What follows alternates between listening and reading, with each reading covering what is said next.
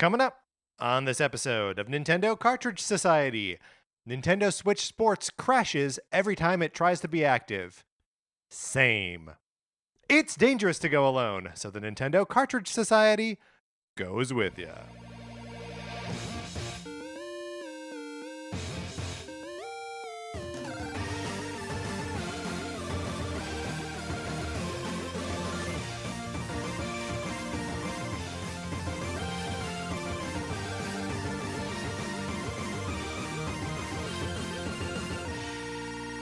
Welcome to Nintendo Cartridge Society. My name is Patrick Ellers, and I am joined, as I am always joined, by my co-host, Mark Mitchell. We've got a good show for you today. We're going to be talking about the news from the week, including more on the Bayonetta voice actor being replaced. And then on Thursday, we are determining our Pokemon starter type with special guest Jeremy Schmidt. But in the meantime, Mark, how's it going? It's going great. I got, finally, my real ID, my kind of like driver's license.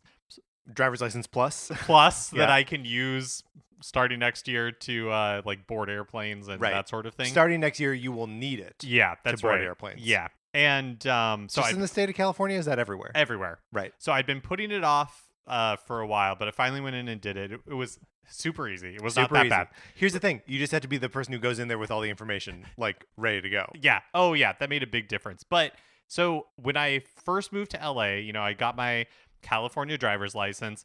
And I get it in the mail, and the picture is, I'm like, I don't really look like that, right? And so, this is not what I look like. Did they send you like a picture of somebody else? No, it was me. Just a picture of you that looked weird. Just like looked weird. I was like, okay, like this is not a good representation of what I look like. And so when I go in for the real ID opportunity to take a new picture, that's right. I'm like prepared, and so I get my real ID, and Patrick, it looks exactly I'm making the same facial expression. What? I look exactly the same, but with different hair.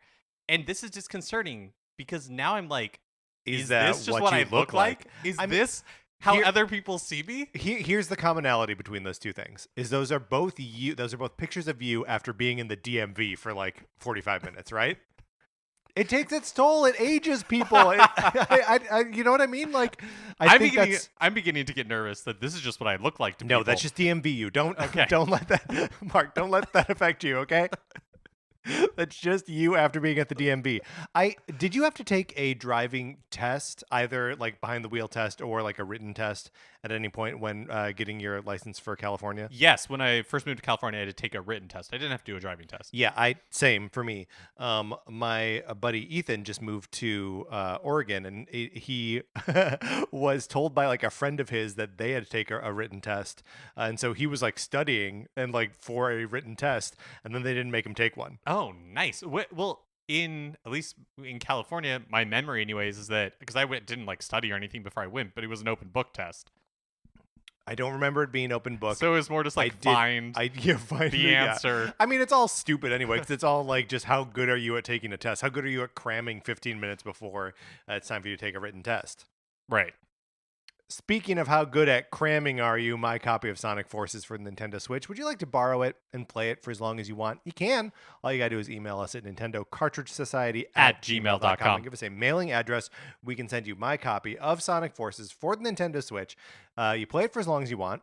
You send it back. I have paid for postage both ways in advance. You don't have to pay for anything. You play the game for as long as you want.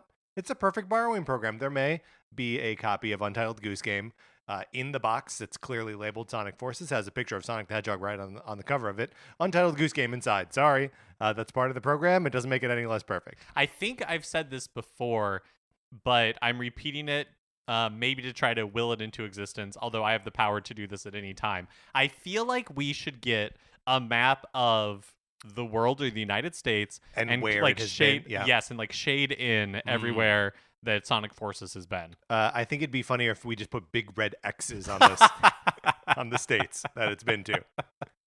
It feels You're more right, menacing that way. That is better. That is better. Another thing that you can do is you can leave us a 5-star review on Apple Podcasts, Spotify, or anywhere that you get your podcast. We appreciate it so much when you do. It helps people find the show. Patrick and I really love reading your reviews. And if you leave us a 5-star review on the US Apple Podcast Store, we can see it and we will give you a shout out on the show. Just like we're giving a shout out right now to Kyle B. Diamond. Thank you, Kyle. Yeah, Kyle, thank you so much for your review. It was just a really nice, kind review. So thank you so much. Yeah, thank you to everyone who's left us kind, thoughtful reviews. Thank you also to just like the dashed off reviews. Those are great too. Yeah. Also, we love them all. We love them all. So if you leave us a 5-star review on the US Apple Podcast Store, like Kyle did, we will give you a shout out on the show, like we just gave to Kyle. And if you leave us a review anywhere else, we can't see it, but we still want to give you that shout out. So let us know. Hit us up on Twitter. Send us an email. It's not bragging. No, it's definitely not bragging. It's just being informative. I do like to imagine the person that's like, oh, I want to tell them that I left a review, but I don't want to brag about the review I left. I think that's a funny character. I like that. You could also let us know that you've done this on our Discord. You can join the Nintendo Cartridge Society Discord by sending us a message on any of the platforms you can send us messages on. We will send you an invite, and you can come in and have great chill, kind conversations about the stuff going on in the world of Nintendo. Meet up with people to play Splatoon together, and just have an overall great time. It's a great community. You should join it. All right, Mark, are you ready to get into what we've been playing this week? Yeah, let's do it.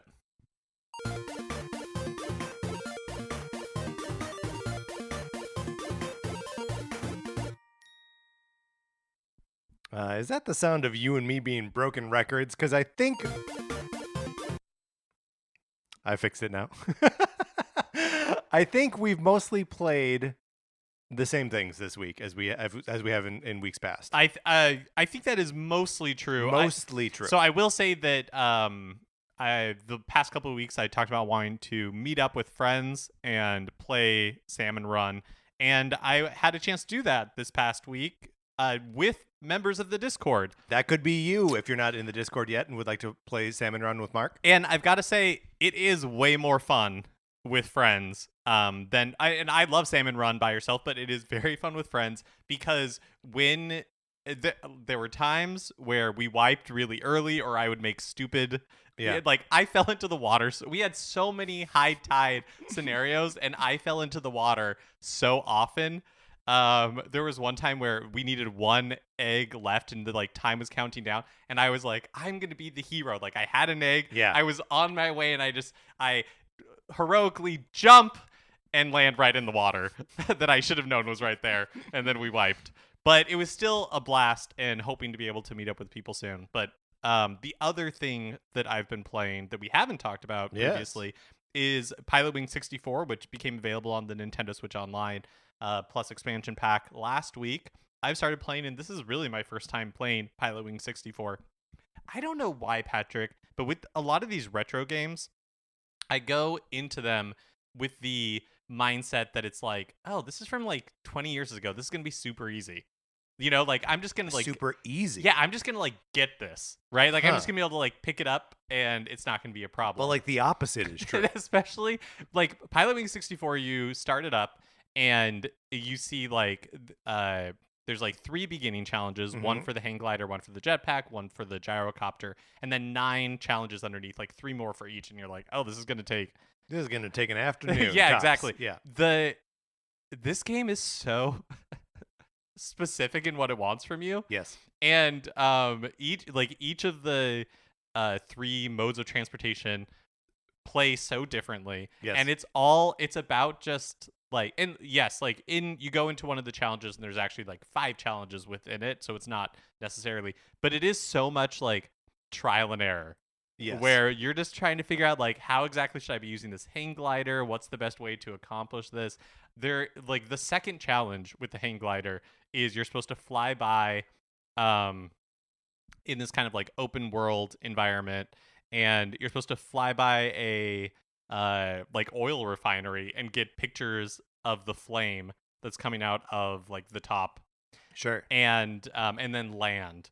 And I must have spent hours trying to get this right, and it's only the second challenge, so I don't know. It's funny because the music in Pilotwings is so 64 is so kind of like relaxing, especially for the hang glider and chill Yeah, and just yeah. which it has to be to counterbalance just like How frustrating it how is to try and achieve these goals. uh-huh. I mean, I had that same relationship with the original Pilotwings on the Super Nintendo, where like it is, and I don't think the music is as calming. Or is there even music in the original Pilotwings? There or is, yeah. is it just like sound effects? I feel like that's much more stressful in every aspect, and just like the general like cleanup of having real 3D graphics in Pilotwings 64 does a lot to just like alleviate that and make it look like you're in a somewhat real environment. Well, there was like I think this is like the second or third jetpack challenge. You're in an area that was unrecognizable at first, and then you go around with some of the buildings. It's kind of like a downtown area with a beach and some mountains. Hmm. And you're like, okay, like this is nice. And then you go around one of the buildings, and I saw like the Hollywood sign on the Oh, hills, and I'm like, oh, is this is this Los Angeles? And then one of the big towers has a goal on it, and you're like, I think this is the U.S. Bank building. that's cool. Yeah, it was kind of neat. L.A. Noir before L.A. Noir Yeah, there we go. existed. Take that, LA Noir. It's meticulously recreated bridges and tunnels of downtown. You can ride the Angel's Flight in that thing. Can you really? I don't know. The one thing that came up in the news last week was the question of did Pilotwings 64 get like a frame rate boost when it released on Switch? And seemingly no reporting on that since the game was released. I was trying to figure it out today because I've been playing it and I hadn't even thought about this until we were putting the news together for today's episode. And I was like, oh, wait, like what actually happened with that? So I searched to see if there was any follow-up, but there wasn't. All the articles are from a week before ago. the release. And then I went to Game Explain, which posted the original video that kicked off this conversation, and they don't have any updates, but on Twitter, on the day Pilotwings 64 released on Switch, they retweeted their previous video. And so I guess it seems like it, maybe. I mean, so because I was also curious, I turned on the game well before we started rolling, just to be like, can I eyeball this? And look, is my eye well trained enough to determine whether it's 60 or 30 frames? No, of course not. But it did seem pretty smooth to me. Like, Yeah. it did not read to me like a Nintendo 64 game. Just the ease with which the camera kind of like floats through that space. It seems like it might be nearer to 60 frames. You also pointed out that the character Lark, there are 6 characters for you to choose from. And the character Lark looks a lot like Nestor from Nestor's Funky Bowling and from... from Nestor's Funky Bowling. From the old Nintendo Power comic strip, Howard and Nestor. And even though he is named Lark, that's just in the English translation because they named all of the characters after birds, but it is in fact Nestor. Okay, Nestor appears in Pilotwings 64 and he appears obviously in Nestor's Funky Bowling. Does he appear in any other games or just those 2? I don't know. Hopefully it's more because then someday we can do a definitive ranking of all of the games that Nestor appears in. We'll have to get our hands on a Virtual Boy, but yeah, it's I think we could do that. I continue to play Shovel Knight Dig as though it is the only video game in existence. I don't have anything new to say about it other than I really, really like it. And you'll never get me to stop playing it, Mark. You'll never get me to stop. Someday I'll just stop on my own. I have been listening to a lot of Shovel Knight music lately. Anton's in the Discord pointed out that the Plague of Shadows soundtrack is so that's one of the campaigns from the original Shovel Knight is good, like spooky Halloweeny music, and so I gave that soundtrack a listen, and then like have just been listening to the rest of them sort of on repeat, and so I've just been like immersed in Shovel Knight stuff, and I love it here. I love being in the Shovel Knight world. Yeah, that sounds awesome. It did make me realize that we don't have another like a future Shovel Knight game coming out now. Was this it? This is it. I mean, there may be another one that they haven't announced yet or something. Well, I just remember probably a few years ago when they had that big reveal with like multiple Shovel Knight adjacent projects, and it's kind of crazy that this is the last one. Yeah, I mean, with like the King Knight and the Shovel Knight Showdown sort of rounding out the treasure trove, and then Pocket Dungeon is that the name? Pocket Dungeon, maybe Pocket Dungeon is right. And Shovel Knight Dig, like that's it. that's the end of it. Wow. Hopefully we see more Shovel Knight in the future, but who knows? Mark, that's what we've been playing this week. Let's get into the new releases and what we might be playing next week.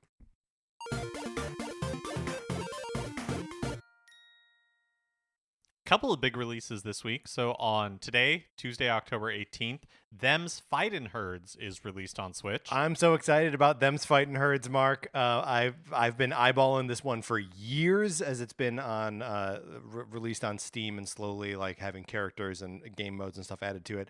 This is the fighting game that's all of the characters are like My Little Pony ripoff characters. So there's like a fawn, there's a unicorn, there's a zebra, all this kind of stuff. And it has reportedly a very like fun and engaging single player mode. So I'm gonna dig right into this. I'm very excited for Them's Fightin' Herds. Awesome. And then on Thursday, October 20th, Mario plus Rabbids Sparks of Hope is released, and Gas Station Simulator is coming to the Switch eShop. We talked just last week about my love of these really specific simulation games. Yeah, your love of like the concept of them. Oh, It's yeah. not like Sorry. you're picking them up and playing them. That is such an important distinction. But I love that these exist for the... And Gas Station Simulator looks a little bit different from like the bus driving simulation from last week, where this one seems to be a little more tongue-in-cheek, I would say, than some of these simulators are. But it is the premise of it is still that you are... taking over, you like buy this gas station in a like rural part of the desert, and you know are rebuilding it to however you want to do that. Yeah.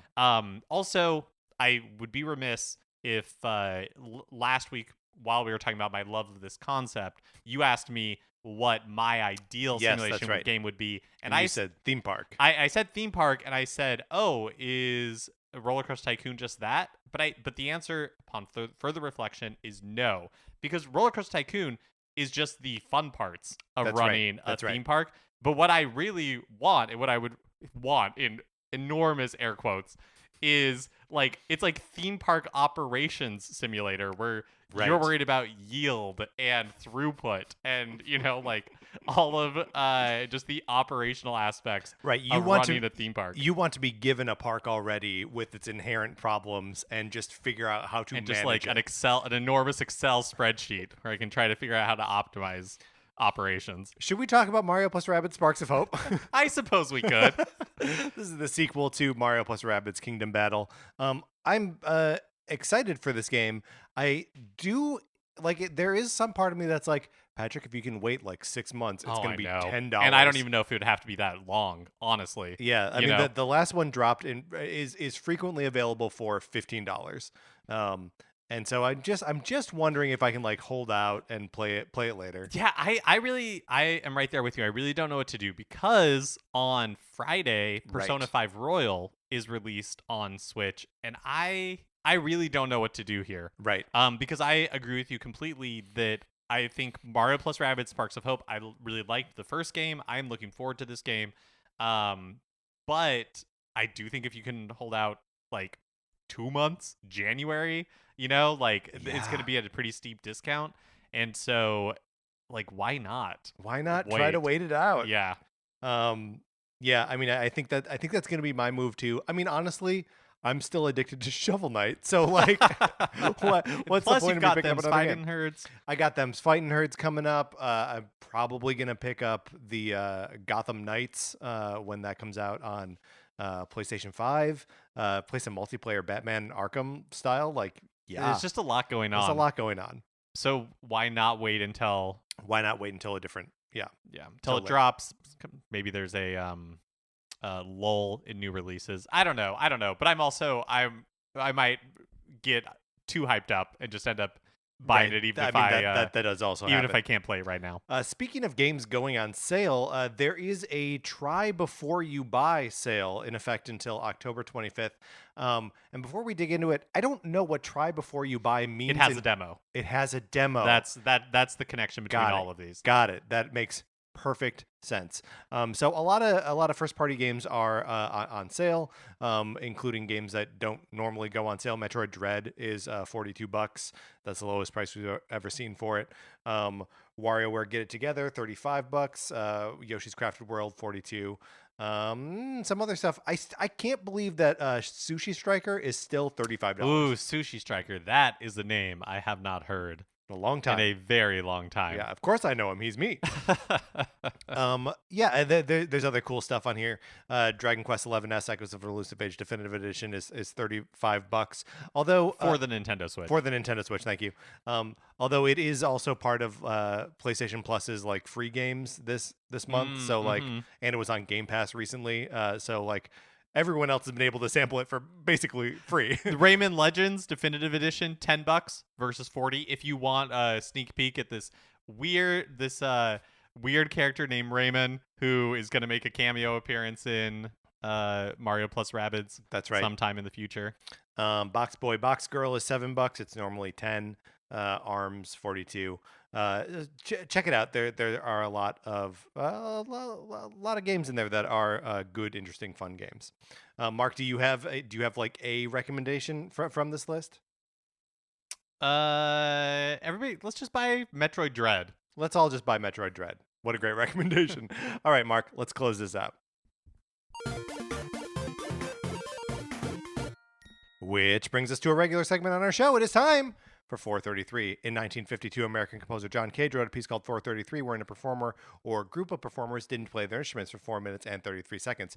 For the purposes of this show, our instruments are talking about Nintendo. So, for the duration of one performance, 433, Mark and I will talk about something not at all Nintendo related, thus fulfilling the contract of the piece. Mark, you are going to you've got another spooky quiz for me. That's right. Our October, the month of quizzes, continues. So, Patrick, we're going to pick a bunch of food for a Halloween party, and we'll guess that will determine your deepest fear. Oh, okay. Food for a Halloween party will determine my greatest fear. Yes. Got it. First things first. This is Yeah, you're reading verbatim from the quiz. Okay. Who are you? But also, first thing is first. I agree with this. Who are you inviting to the feast? Your closest friends. 10 to 15 people. These are separate answers. Okay. Friends and family. Uh-huh. The whole block. Just you. Oh, no, sorry. Just your dog/cat/pet. Uh-huh. Or whoever shows up. What? Yeah. That's Just leave your door open. That With an requires arrow a like kind a of Wile E. mania. Coyote. Free food. I'm gonna paint an open doorway on the wall of my. Okay, no, just my friends. The first one. Okay, my closest friends. Yeah. Pick an appetizer to get the party started. Ooh. Spooky pigs in a blanket. No. Caramel corn. A Halloween-themed charcuterie board. Appetizing meat and cheese eyeballs. It's like a rosette of meat and cheese with they're pictures. with like an olive in the middle. Yeah. Also, did you say caramel corn? Caramel corn? Okay, but what is that? Caramel corn? Like candy corn?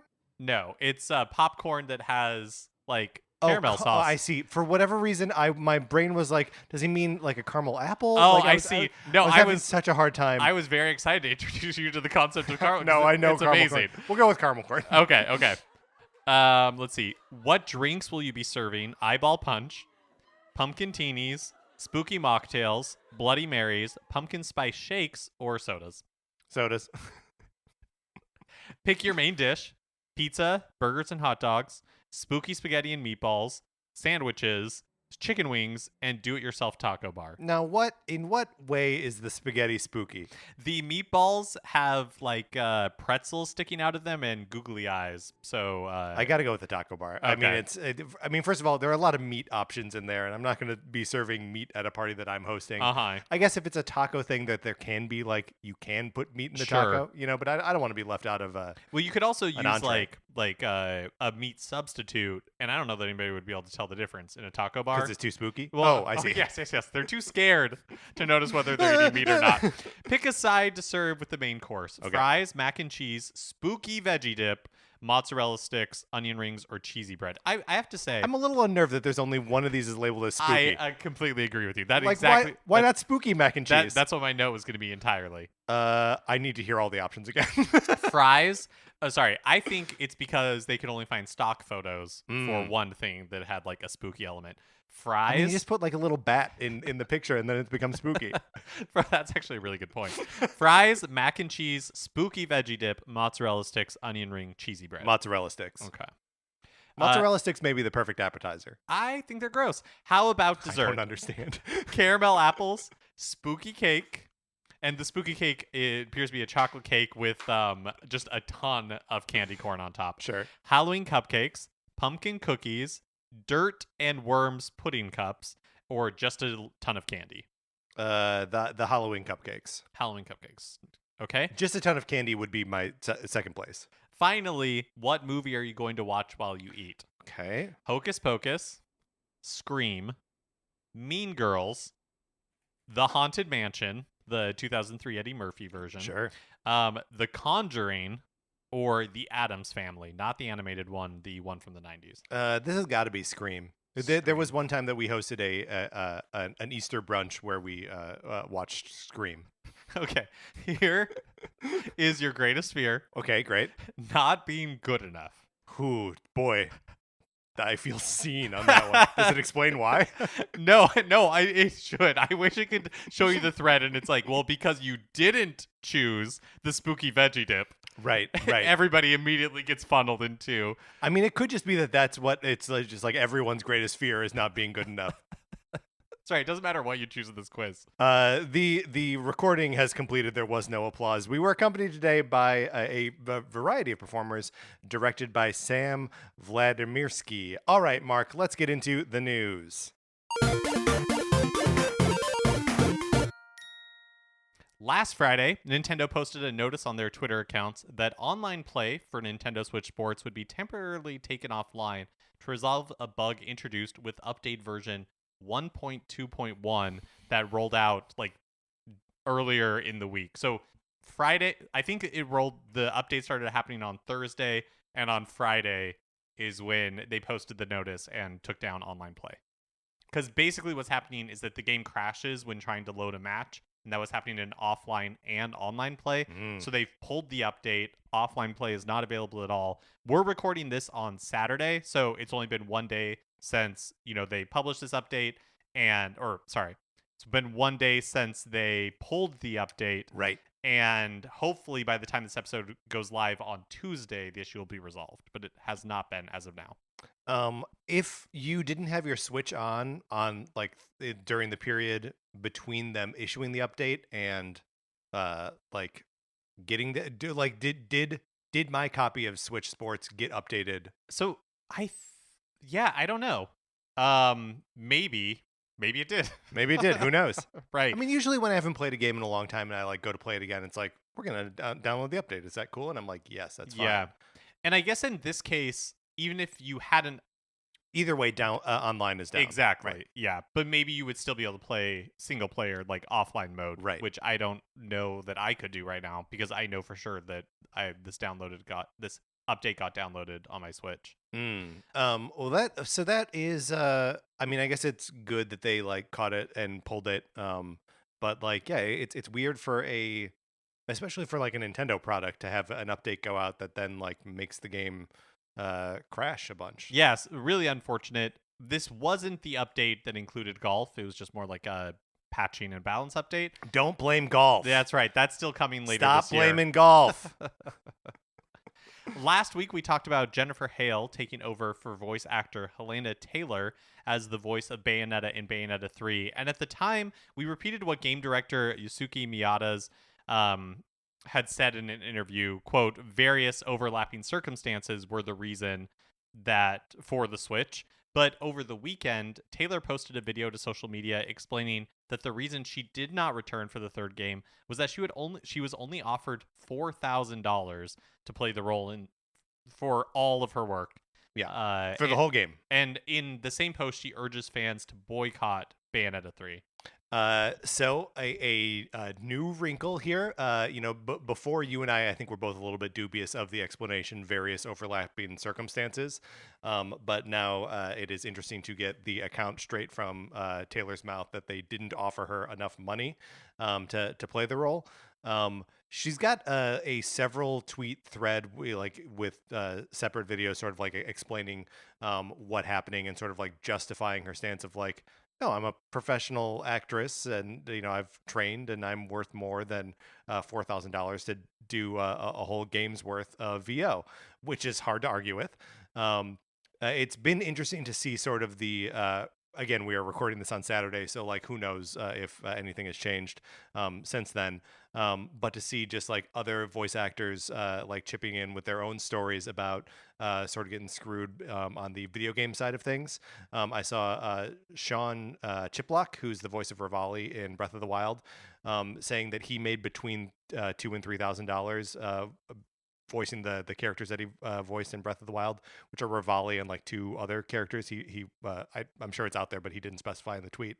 And then as a point of comparison, he also mentioned they did voice work, two separate off-screen lines in the movie Detective Pikachu, for which he was paid 2 day rates, so $950, and then gets like residuals, royalties off of his performance in that, because the union for voice actors in movies exists, and there's not the same representation in games. And he said that he quote, "Yes, my two off-screen lines in Detective Pikachu have made me more money than all of Breath of the Wild did." Yeah, it's an important note that voice actors and motion capture artists and things like that do not get residuals from video games. They are most often not represented by unions. Right. And so they don't have those opportunities. They don't have those rights. It is just kind of crazy when you think, $2,000 to $3,000, and that is for a game that continues to sell, like extremely Yes. well, and you don't get any of the additional benefit, of all of those additional copies sold that are benefiting from your work. Yep. So the whole thing is the whole thing kind of sucks. And if not one for I would say tact. Yeah, that's a great way to put it. Hideki Kamiya, the creator of the Bayonetta series and notorious kind of Twitter grump, loves to block people willy-nilly, has reacted to criticism of the studio's decision to replace Taylor with his signature harshness. He quote tweeting and then blocking anyone he doesn't want to deal with. So, in some situations where, where people are complaining about something in a game that is trivial, it is kind of funny, but here just feels a little tone deaf. Yeah, I mean it's definitely tone deaf. It is also just like the way the guy functions on Twitter. So like I don't think it makes a lot of sense to like lose it at him necessarily. Right. But yeah, it's not he's not helping anything. And really, this is I guess a developing situation. Yeah. And there's a ton we don't know. So like, Hale's knowledge of the situation, if there were actually other circumstances that prevented Nintendo from, or I guess Platinum, I don't really know how that works, from hiring Taylor again. There's just like a lot we don't know. Yeah. But clearly games continue to be a tricky business with a lot of under-organized labor. Yeah, and not just from the performers, but like kind of all around. Something for us to be cognizant of all the time, that these games require labor from all kinds of directions, and not most of them are not organized at all. I mean, really, speaking of which, Nintendo and staffing company Ashton Carter have reached a settlement with the former QA worker who filed a complaint with the National Labor Relations Board earlier this year. Mackenzie Clifton had alleged that Nintendo and Ashton Carter fired them for, quote, supporting a labor union. The settlement includes about $26,000 in back pay, damages, and interest for Clifton, and Nintendo must post a notice for 60 consecutive days. They have to email it out to their employees and post it on site at its office, informing its QA workers of their rights under the National Labor Relations Act. That actually seems like a pretty low settlement for Nintendo there, right? Yeah, I don't know. $26K for back pay, damages, and interest. So my understanding is that the National Labor Relations Board, they they can't issue like fines or Ah, anything okay. like that. And so I don't know exactly what mechanisms they have at their disposal for enforcement Yeah. of the law, but I also don't know enough about like the how like why they settled on that amount. I don't Yeah. know. I mean, to me, it reads that. Well, I don't know. I was gonna just start speculating, and what's the point of that? But yeah, other than just to note that 26K is a fairly low settlement, I think. And then a second labor charge against the two companies that was filed in August is still pending. So that doesn't close that one out. Labor stuff, labor stuff, labor stuff. Mark, I know you and I aren't big Bayonetta fan. I'm kind of looping this all back into the Bayonetta story as well. We're not big Bayonetta fans, so you and I were likely going to sit out the new game anyway. How do you feel about her like calling people to boycott the game? To be completely honest, like I don't really have an opinion. Yeah, I think that is her like leveraging her whatever power she has there. right. But yeah, it's I just it's. I mean, go get them, right? Like, fight the power however you can, I guess. But yeah, I feel like I am in a privileged position of not having really to make a choice here, as I probably wasn't going to buy the game anyway. But I am sympathetic to the people who want to both vote with their wallet and play the game at the same time. Yeah, that's it. That's my piece about it. This Friday, a mainline Persona game finally makes it to a Nintendo console with the release of Persona 5 Royal on Switch. And in an interview with Famitsu, as translated by Persona Central, series producer Shinji Yamamoto talked a little bit about the port, saying, quote, "We've made some very detailed adjustments. We optimized the number of the pieces of debris that blow away for each model, elements like effects, number of projectiles, etc. Sega was in charge of the development of the remaster, not just matching the resolution to the console. It was a very meaningful project. Multi-platform development isn't easy. This was my first porting project, and I didn't realize how hard it would be." Video game development hard. Yeah, interesting that Sega, who is the parent company of Atlas, which created the original Persona 5 Royal, is took over development duties here. It doesn't seem like, and there was another studio that did the Switch port of Catherine that was released a while back. Yes. So it doesn't seem like Atlas has the capacity or the desire to do a lot of these ports in-house.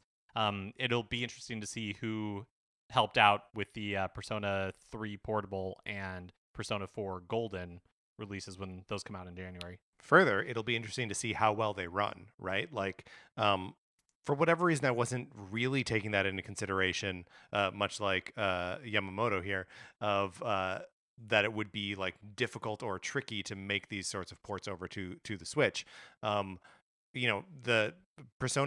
original Persona 5 released on PlayStation 3, so like, PlayStation 4. wasn't it 3 and 4? I don't think or I guess maybe. Yeah, that could be true. I'm pretty sure it was a cross-generational release. That's crazy it was so long ago that the 3 would still be a viable. You might be right. That just seems, that's wild. Yeah. But so, that's it's. Yeah, you're right. It was Yeah, thank you. PlayStation 3 and PlayStation 4.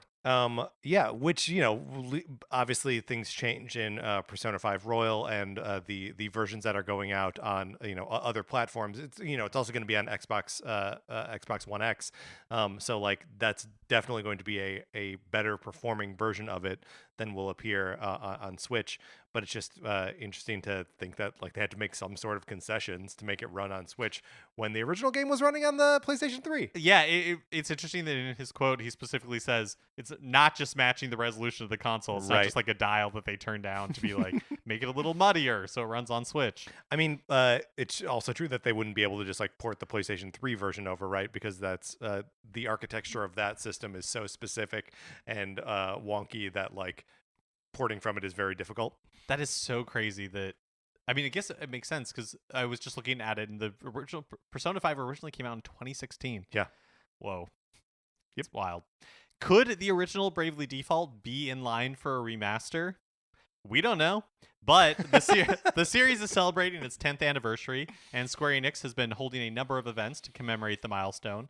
And during a live stream event, producer Tomoya Asano showed off a high-resolution version of the first game's opening movie and said, quote, "Over the past 10 years, our team has grown larger, and our capacity has increased. Looking at the opening movie of Bravely Default Flying Fairy, I feel like announcing a remaster of Bravely Default Flying Fairy would be the best possible thing and something fans would desire. But for now, I'm unfortunately unable to announce anything like that. For now, let's just say." What is this dude teasing? I mean, like, what is happening here? I guess it's just, the like ever tinkering, like we could be ready to announce this as soon as someone gives us the green light to work on it. It sounds to me like they're doing it, and they're just not ready to make an official announcement yet. Yeah, possible. He also, but I mean, in that same live stream, he also talked about how it would be challenging to bring those first two games from the 3DS to modern hardware, since they used AR and Street Pass pretty heavily, apparently, which I had no idea. I didn't know that either. Yeah. I wonder, they can say that they used it very heavily, but it also makes me like, is that what people liked about it? Was that like necessary to that's it basically, was that what people actually enjoyed about the game, or lifting it, would that Right, be yeah. fine? Yeah. I mean, RIP Street Pass, but the AR aspect of the Nintendo 3DS, like, I never think about ever. Oh yeah, I mean, go with God, rest in peace. Like, I don't. It's a part of the 3DS that is novel, but like, yeah, I don't never need to see that again. Yeah, I never used it. Yeah. Did you ever? So you never did the thing where, like, with the deck of cards that they give you, it's not a deck, but it's like a small pack of cards, and you can like place them on the table and No. like see a little monster running around on it. I mean, I remember them advertising that, Right. but I don't remember ever doing it myself. I probably still have those cards. We will break out my 3DS after this and enjoy them for the first time. Toem, the black and white photo adventure game, is getting a 1-year anniversary update, including a brand new region to explore. Basto is the game's biggest region yet, and will be available as part of a free update to the Steam version of the game on October 16th and on Switch soon after. So October 16th, we have obviously now passed. That was last Sunday. And again, we are recording on Saturday, so I don't know if this is already out on Switch now. As soon as it comes to Switch, I'm totally going to play it. I really liked Toem. And like at the time, I appreciated how short it was. But if I have an excuse to go back and like play a little bit more, happy to do it. And remind me how Toem played? So Toem plays like, in some ways it's very Captain Toad-esque, right? That you're in these little like diorama-esque areas, and you're tasked with taking pictures of certain things in a world that you explore kind of in whatever order you want. So like you're picking up some items and like using some of them to solve puzzles, but mostly you're just taking pictures of things that you encounter as you go. It's a violence-less game, and none of the puzzles are like overly difficult. It's just a chill world to explore and take pictures of. Another update from last week, pre-orders for the Splatoon 3 amiibo, which are due out November 11th, went live on Best Buy briefly, and we speculated what the price of each amiibo was going to be. Yes. Turns out it was $16.99, and the pre-orders are no longer available. No longer available. They sold out. But there's no, I think it's just Best Buy that they went live at so far. So no word if other retailers are going to put them up for pre-order. So keep your eyes peeled. If that is something that interests you. I mean, also, it's possible that Best Buy does a second round of pre-orders. Like that's all possible, right? Did you pre-order this? Yeah. Oh, okay. No, I mean, I shared the tweet in our Discord. And it would have happened 2 minutes sooner had I not been furiously pre-ordering them myself before sharing it with everyone else. Finally, I believe I even Sarah was putting like dinner on the table, and I was like, "Hold on, I'll be there in a second." I was busy. Finally, another update from last week. Is the Super Mario Brothers movie a musical? I love this. So recall the evidence from last week. Mm-hmm.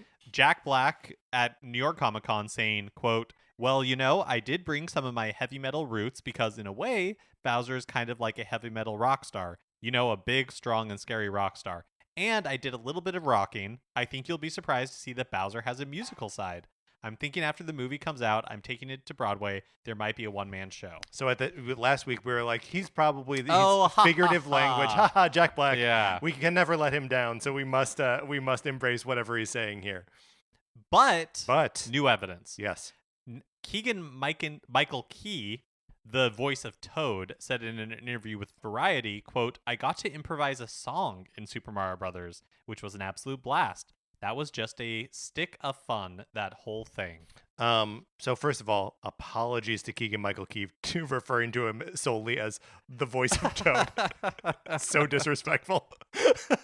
But relevant to the conversation. Uh-huh. Okay, Mark, now we have examples here of two different voice actors saying they sang songs for this movie. Are we about to see a musical? Is it a jukebox musical? My like Strange Magic? My sincerest worry. I mean, I was thinking like Sing, like the Sing Sure. movies, Yeah. also from Illumination. Or is it original songs about Mario?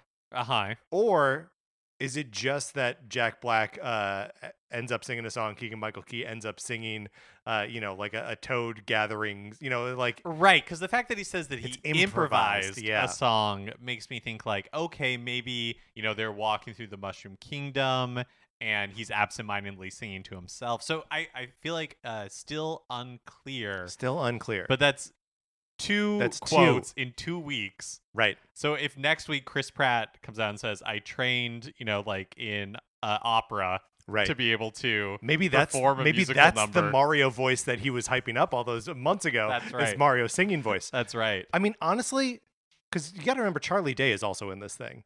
So he also has like a musical and like improv music background. I don't know why they bother making a Mario movie if they could just make Jack Black, Charlie Day, and Keegan-Michael Key improvise a musical. Like, that's going to be better than whatever the Mario movie is going to be, right? I'd pay to see it. All right, Mark, let's get out of the news. I'm not doing this well today. Mark, let's get out of the news. Whew. That's going to do it for this episode of Nintendo Cartridge Society. Remember, please rate, review, and follow us on Apple Podcasts. If you like the episode, you should share it on Facebook or Twitter or anywhere else where they tolerate musical mess-ups. That helps us out tremendously when you share this thing. You can follow us on Twitter. I'm at Patrick_Ellers. Mark is at MKE Mitchell, and the show is at Nin Cart Society. There's also a Facebook page, which is just Nintendo Cartridge Society. Anthony DeLuca made our logo, and our theme music is provided by 8BitBetty. You can get more of his music by going to 8bitbetty.com or by listening right now. For my co-host, Mark Mitchell, this is Patrick Eller saying thank you for listening.